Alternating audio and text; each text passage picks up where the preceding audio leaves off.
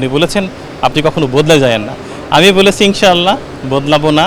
অনেক ভালো ছিল, মাননীয় প্রধানমন্ত্রীর সাথে সাক্ষাৎটা অনেক বেশি চমকপ্রদ ছিল। তিনি বলেছেন আমি যেন কখনো না বদলাই, স্বার্থের কাছে হেরে না যাই, লোভের কাছে পরাজিত না হই, কখনো যেন ভেতরে ঈর্ষা না আসে, এই সিম্পলিসিটি ধরে রাখি, প্রকৃতির সান্নিধ্যে যেন থাকি, প্রকৃতিকে যেভাবে ভালোবেসে বর্ণনা করি আমার ভাষাশৈলিতা দিয়ে যেন প্রকৃতির বর্ণনাগুলো এভাবে আমি টিকিয়ে রাখি। উনি বলেছেন আপনি কখনো বদলে যায়েন না।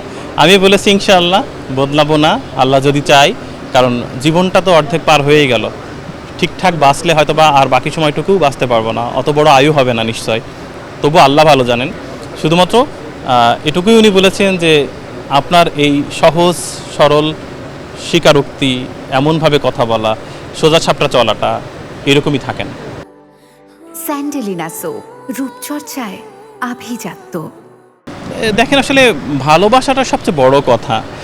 মাননীয় প্রধানমন্ত্রী বললেন আমি আপনার জন্য কি করব, আমি বললাম শুধু দোয়া করে দিয়েন।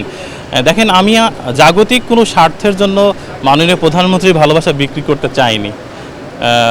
রাষ্ট্রের সর্বোচ্চ ব্যক্তি প্রধানমন্ত্রী, তার ভালোবাসাটা যে কোনো জাগতিক স্বার্থের চেয়ে অবশ্যই বড়। আমি মামুলি নাগরিক, আমাকে ডেকেছেন এটাই আমার অনেক, আমার আর কিছু চাওয়ার নেই। চাওয়া পাওয়াটা জীবনে বড্ড কম।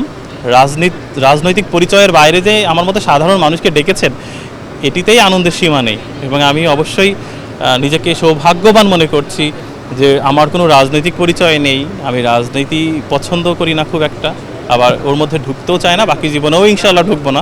তবু যে তিনি ডেকেছেন একজন সরকার প্রধান, এটা আমার জন্য অনেক বড় গৌরবের, অনেক সম্মানের। আল্লাহ যেন আমার সেটি ধরে রাখতে সাহায্য করেন।